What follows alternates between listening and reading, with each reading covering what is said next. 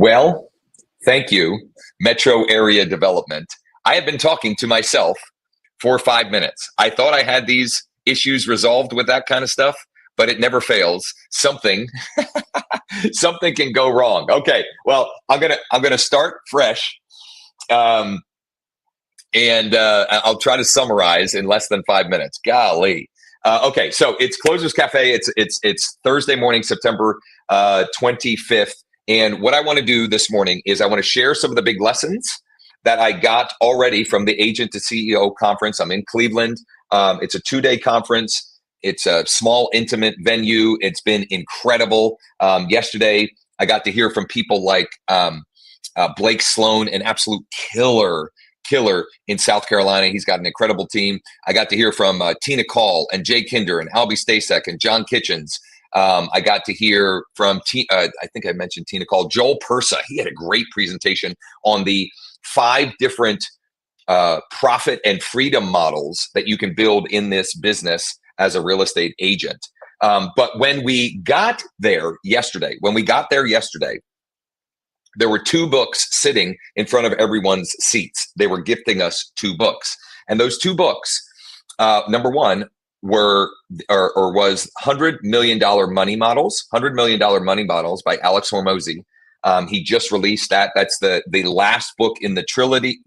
There's $100 Million Leads. I'm sorry, $100 Million Offers was book 1. $100 Million Leads was book 2. And $100 Million Money Models is book 3. It's a green book. It's phenomenal.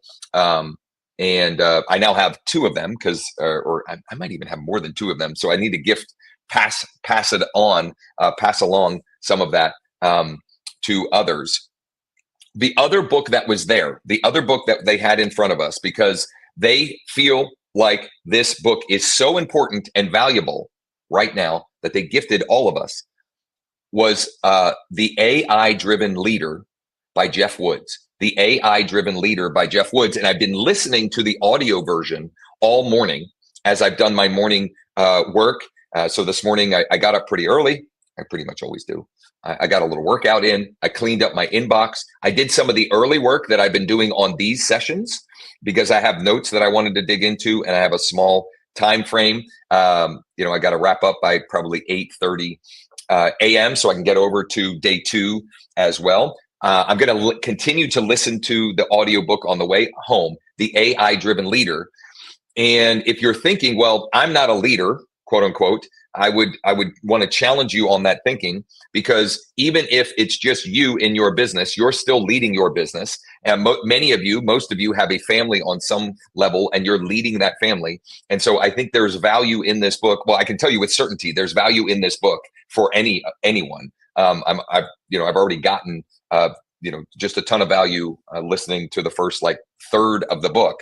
And I can't wait to dig into the physical book as well, because one of the best ways to really crystallize ideas from books or from things like that is multiple modalities, right? So listening to it, reading it, making notes about it, etc.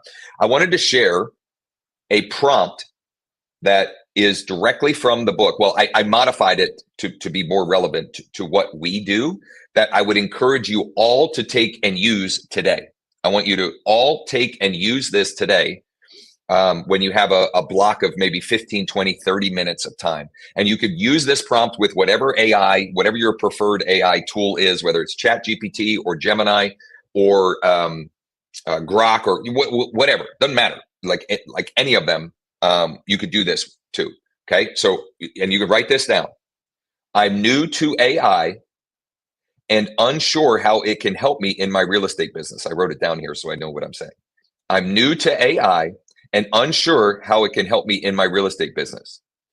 Can you interview me asking one question at a time so I can learn how to best use AI in my business? Now, I made that very specific to business and real estate, but you may have other reasons that you want to utilize AI.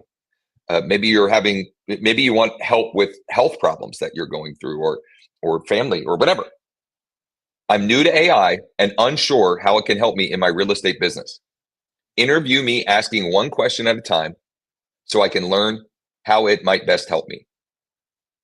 Use that prompt let AI interview you, and what you'll get an output that is probably, a list of 5, 10, 15 things or ways that you can be using it on a deeper level beyond just to write cool listing descriptions or email content, right? Like, that's great, but the whole point of the AI driven leader book is to use it as a thought partner, not just as like a task monkey, basically, is to use it way, way beyond that, to get help with strategic thinking and, how to best overcome obstacles and things of that nature. So it's a great book so far anyway. I mean, the reviews of it are incredible. And if they're sharing it with us at this conference, I mean, obviously there's something to that. Let me give you another very practical application of using AI. So I got an email yesterday. I'm going to try and, I don't want to give away her market. I didn't ask her permission to share any of this. So I'm going to use sort of vagaries. So I got an email from an agent who is, they're in their late 60s, and she is in a, what's the word I'm looking for? She is in a resort town or a resort area. That's what I was looking for, meaning the majority of the owners don't live there full time. And she's struggling. She wanted help. She wants help. And the first message she sent me was kind of vague, like, I need help. And so I said, I would love to help, but I need more context. And I asked some other questions, to which she replied, and she gave me, because I was asking, where are, buyer clients coming from, and where are seller clients coming from, basically something along those lines. And she came back and said that, generally speaking, buyer clientele come from these regions, and the homeowners or the property owners, she said, I think it's like 70%, they're second homes or non-owner occupied properties. And a lot of those owners live in these regions, right? And so I replied with the strategies that I thought would make sense, depending on whether she wanted to go buyer focused or she wanted to go seller focused, or she could play matchmaker. And I'll share those, but I'm teeing up a bigger point here. So what I shared with her was, given those facts, meaning that your most likely buyers are out of town, right? They're not people that currently live in the area, because the area is not primarily, it's not primary residences. I said, Google pay-per-click for search terms where there's intent is going to be the best way. In other words, people in, I don't know, Boston, Massachusetts, who are looking to move to this resort town, and they go type in, homes for sale in blank area. Again, I'm trying to be vague here because I want to protect, her privacy. And then showing up for those. Okay. Now on the sell side, I think we want to get laser focused, and we want to use something like PropStream to pull up and identify who are the potentially motivated sellers, the potential distressed sellers, the people that are tired landlords, or they're tired of whatever, the hassle of having the property that's way out of the area. Okay. So I gave her very specific, if it were me and I were in your market, how I would attack that.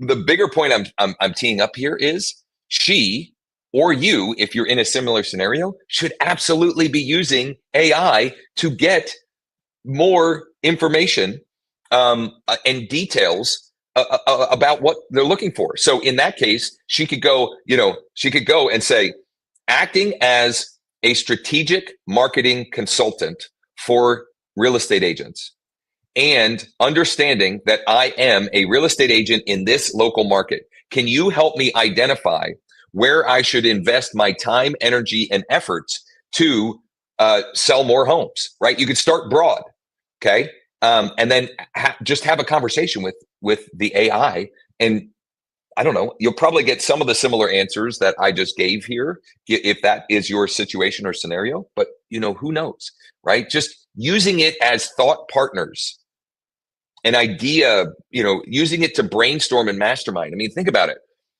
The AI, I mean, it's got like an infinite amount of data and knowledge there, but we've got to ask it good questions and, and use, just use it conversationally, have a conversation with it, ask good questions, etc.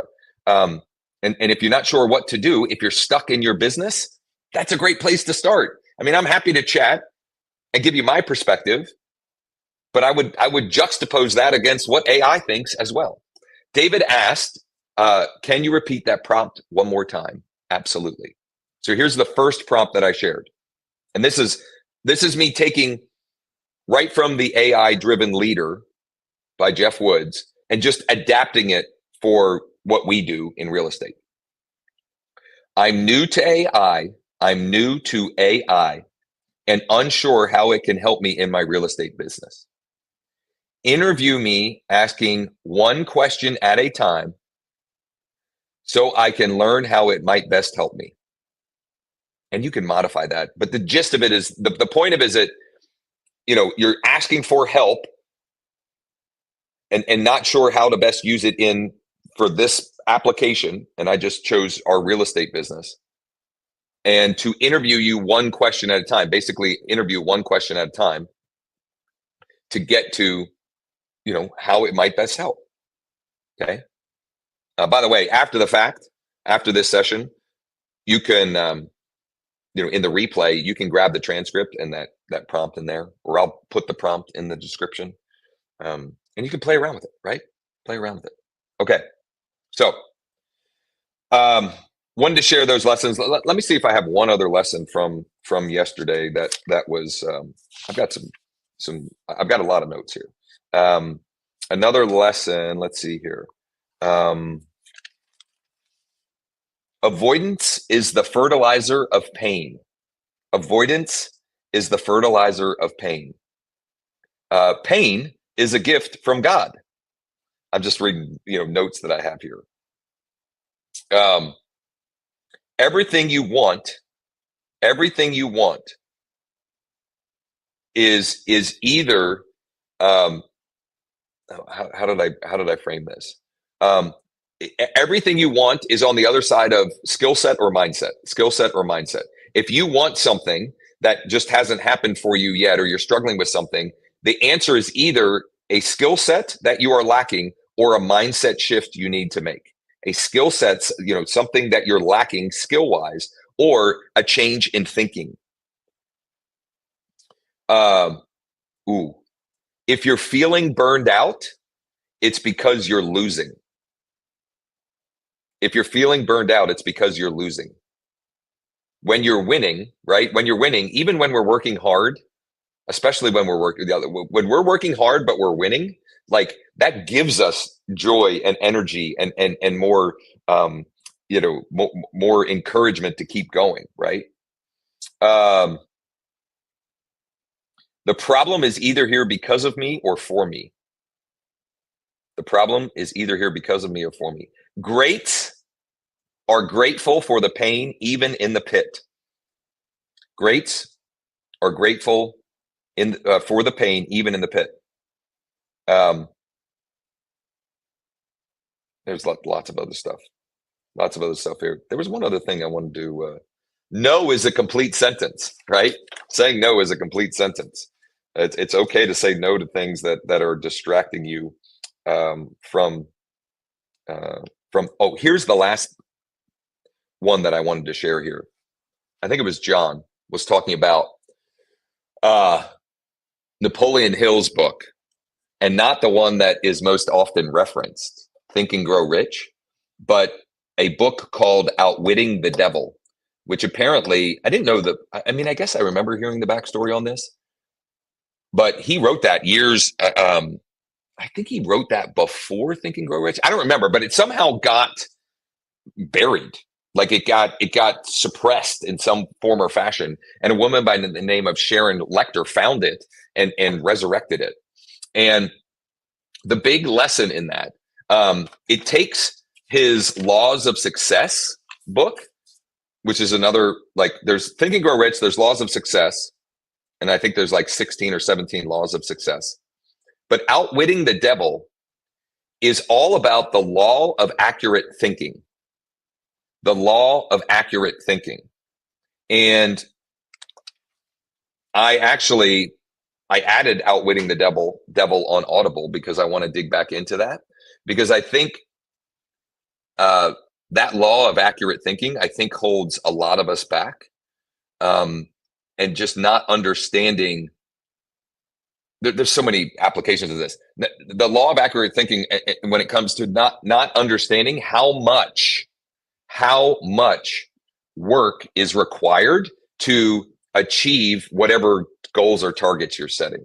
For example, if you want to sell a property a week, right?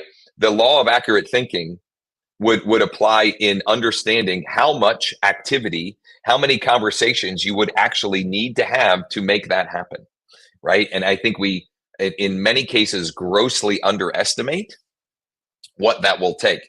I'll give you another example of the law of accurate thinking for myself.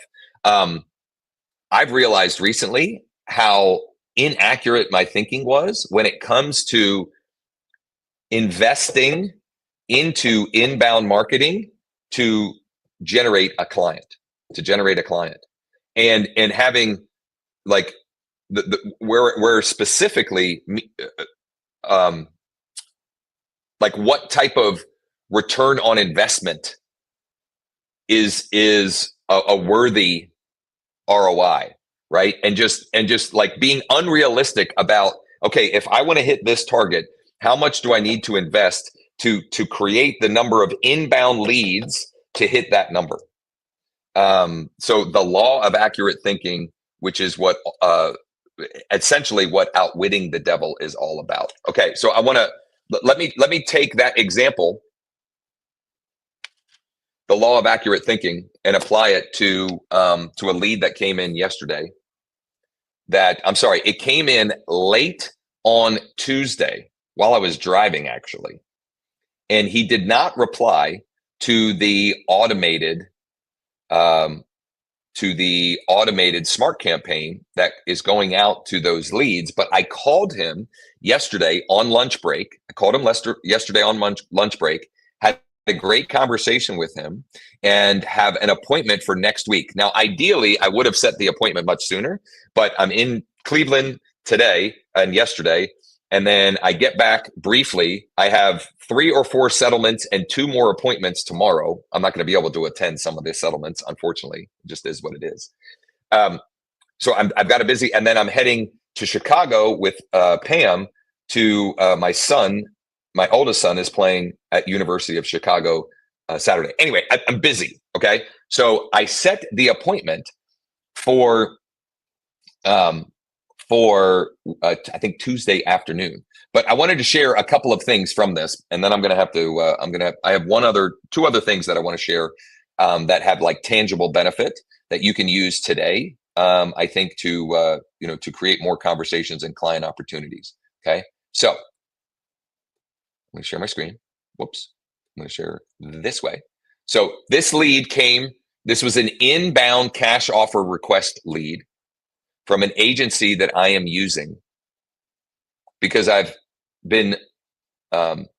seen so much success with the cash offer PPL leads that you can, in the description, there's a link to my recommended cash offer PPL leads. I've been having so much success with those. I actually hired an agency to build out my own PPC in my market for those types of leads. So Steven came in Tuesday night. He did not respond. I called him yesterday on lunch break. We got the appointment set, had a great conversation. He told me about the property. He told me how much he'd like to get for it, et cetera, et cetera. And it seems like it will be a great fix and flip opportunity.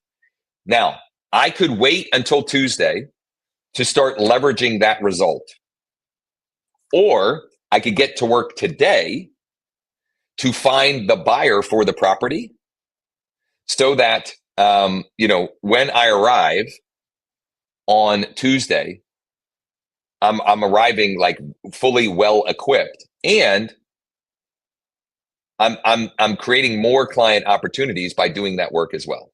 Okay, so I had the conversation with Steven. I got him updated in here. Actually, no, I didn't. I need to make him active lead. I need to make sure that we're pausing the SMART campaign. I'm glad I'm doing this because I forgot to do some of this. I do have him added to a market report for the city. And then, and this is actually critical. And this is great because I was a little worried that I'm having the conversation on Wednesday and it's like a whole week before I get the appointment. That's not ideal. When someone is ready, willing, and able, and he's ready to go, it's not ideal, but I'm just doing the best I can because I'm out of town. What I did was confirm his email. And then in Pennsylvania, there are 2 required by law disclosures. And I sent him those electronically. I included that in my conversation with him, so he had that expectation. I sent those to him electronically, and he's already completed them and sent them back. Why is that important or relevant? Because that's me like putting a fence around him doing business with me. Because the seller's property disclosure, it's a 11-page document. Now, he could use those if he sold to someone else. But my point is like, he's made that commitment basically with me, right? It's creating that like, not reciprocity, but like it's a commitment. Like he's already kind of like he's all in with me basically, right? So that was a good way to anchor him in. I also sent him a Loom video of his iList. His home seller dashboard with iList. So let me show you that. So, because I wanted him to have I had a phone conversation with him, but I like sending Loom so they could see my face and my tonality and so forth. So I did that as well. This was this is what his dashboard looks like. If you're not using iList, we should absolutely talk about it. My enterprise version of iList is called fastcashoffers.ai, and you can get a free trial. A free 30-day trial, and after the 30-day trial, it's $77 per month at growwithjosh.com/iList. It's the letter ILIST. And if you have trouble with the link or whatever, need the link, comment below or shoot me a DM or just text me 717-571-0456. So I sent him a link, a Loom video that looked like this. Right here. Okay. And I talked about the disclosure that I sent him. So like he understood what that was that I was sending him, even though I did tell him about it on the phone. And then I pivoted to showing him his dashboard, which has automated values and cash offers. So I'm sharing that because that is like locking him in with me. Okay. That's like locking him in with me. And because I'm running out of time, I'm just going to talk through what I'm going to do tomorrow, which is I will pull up who the active investors are in the area. There is, based upon the information he shared, this could be a good deal for a landlord or a fix and flipper. So it could work for either a landlord or fix and flipper. So I'm going to find those buyers for both of those. Actually, I'll demonstrate the tool that I'll use. And then I'm thinking what would be cool is sometime next week, we'll take an audience participant, an agent out here who's got a deal that would make sense for an investor, and let's go find the buyers using the tool. And the reason why I'm saying that is this tool that I'm using for this is not cheap, but it's really, really good. So I'm putting in the address. I'm going to say I want a 1 mile radius, and I want the last 1 year, and I want landlords and flippers. And I'm not going to skip, trace, and save because I just want to pull it up to now just to see for myself what it looks like. And look at this. This is the subject property, and these are all the. This is what's this? This is a landlord fix and flip, right? So how many came? 14. So I have 14 potential buyers for this deal before I meet with the client. Okay, really good stuff. Okay, a couple other things, takeaways and lessons that I want to share that I think will be valuable for you. On Tuesday, I think it was Tuesday, It was Tuesday. On the live, I called 2 agents. I went and looked for on-market properties that might be a deal for an investor. And neither one answered live. Later that day, I spoke with both of them. One of them, actually, did I? Yeah, I guess I did call. Maybe I didn't call on the live because the offer deadline was on Monday. I can't remember exactly, but I ended up talking with her. And I asked because it was still marked as active, even though the deadline was Monday. I was reaching out on Tuesday. The deadline was Monday at like 3 o'clock. It was still active. So I was calling. I said, I'm just trying to confirm, has this property gone under contract? And she said, yeah. Well, no, not technically. I'm waiting on 2 more initials, but then it should be. And I can't remember exactly how I framed it, but I basically asked, or I planted the seed that, hey, if anything happens with this transaction, can you reach out to me? Because I have a couple of buyers that I know would be interested in this property. They'd be cash buyers, no contingencies, etc. And she was very excited about that because I could tell there was some hesitation on her part. They got only one offer, and it seems like an offer that had a lot of contingencies. So I planted the seed that she'll reach out to me before it even goes back active, and maybe we can pick that up without without having to compete with it going back on the market. So a point is, like, plant those seeds. If you're working with investors, like I've pivoted to investing more of my time and energy for a whole bunch of reasons, you can plant those seeds. The other one that I called about was a very interesting situation, and played phone tag with the agent all day. Turns out there are 4 properties that he has for sale that are all co-living properties. And the seller is very motivated because of a tax problem that he's facing. Now, I would have never known any of that based upon the remarks, the public remarks or the agent remarks. None of that was in there. Okay. What did I do from that? I went and posted, and I'm sharing these things. Like, I hope you're not, if you're watching this, don't take literally the things that I share and try to just like try and duplicate the same exact thing. Like, find ways to use what I share that makes sense for your market and your client avatar, etc. Okay. So I posted in a couple of groups, communities that I'm a part of, about these co-living properties. Let me see if I can find, and I'll just pull up an example. I've been doing this a lot when I have properties or opportunities like this. 3 turnkey co-living investment properties available in Central PA. DM or text me at this number. And the text above it, I made this image with Canva. The text above it, who do you know that might be interested? Shoot me a DM or call or text me at this number. I got 2 responses. Now that's not like, nothing to write home about per se, but they're 2 legit investors who own investment properties and are looking to add to their inventory. And this could lead to 1, 2, 3, or even 4 potential transactions. Okay. So use, like, the bigger point I'm trying to make, and I'm going to illustrate with one other example before I wrap up, is leverage results to create more results. Leverage results to create more results.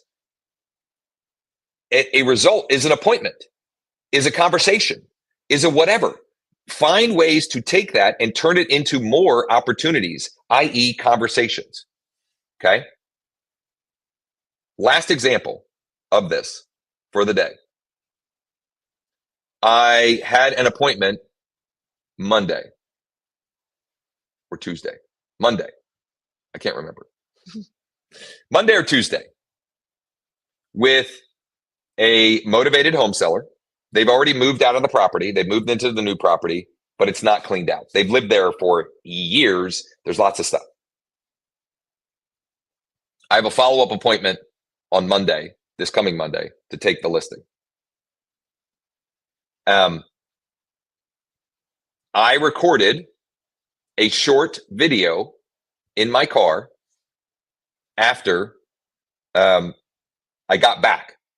I should have done it like when I got into my car after the appointment, like while I'm still on the street. I could have even done it in front of the property, regardless. I recorded that video. I shared it as a reel on my socials. And I got another agent who was DMing me and then called me yesterday.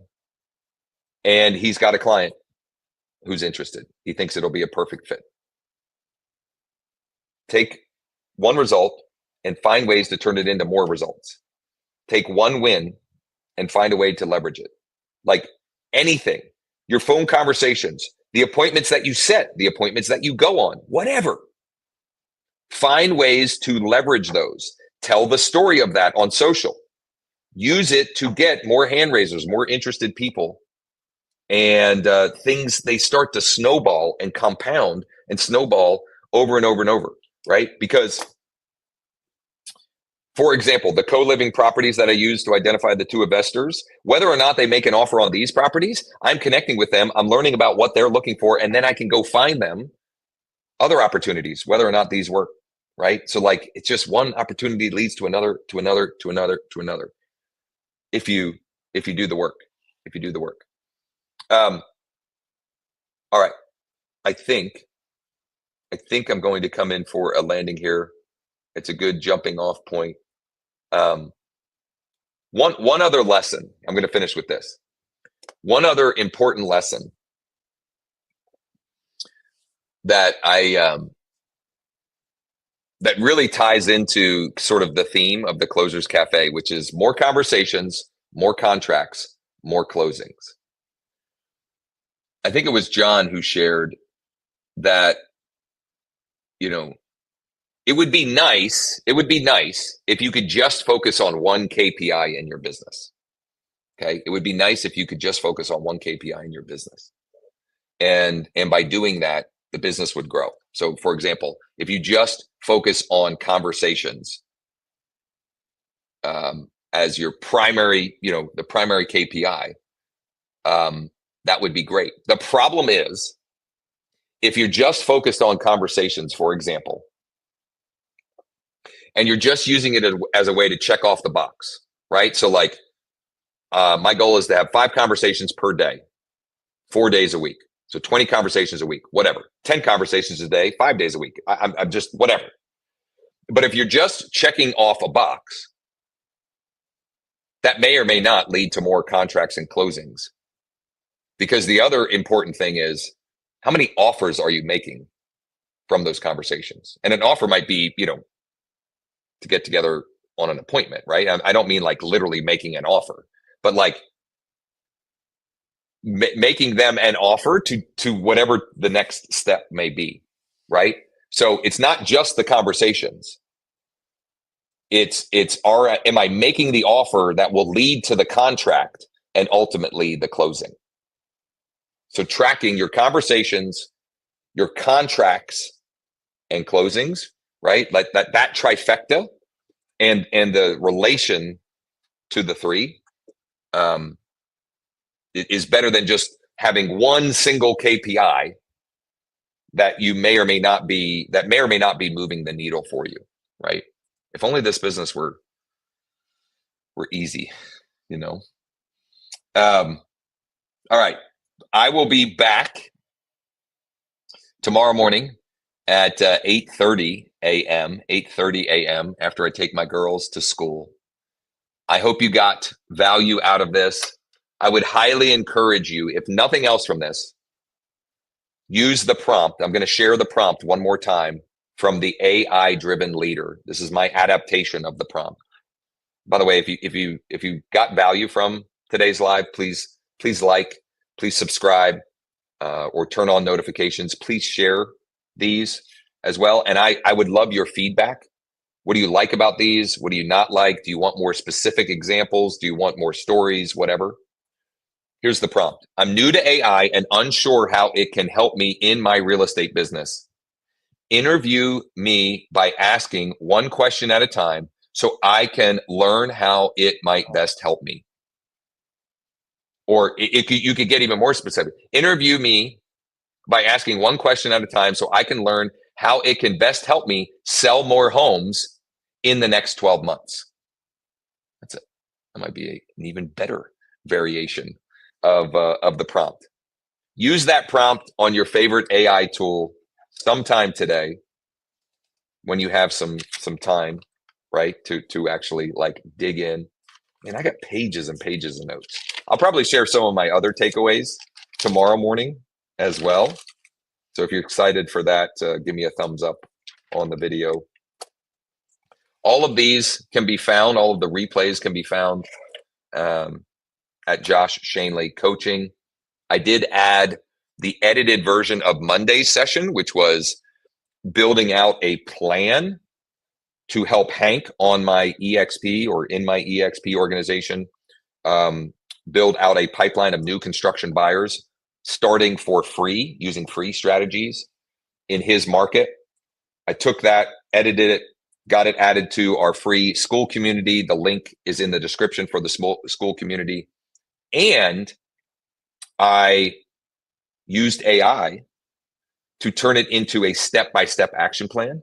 And if you'd like a copy of that, if you'd like a copy of the step-by-step action plan with that, it is with the replay in the Skool community, or just drop a comment or shoot me a DM or just text me 717-571-0456. I'm off for the day. I appreciate you all who are spending time with me each morning. Tomorrow will be more back to me documenting the work I'm doing for the appointments. But I hope you got something in here that you can take and use. And I hope to see you tomorrow.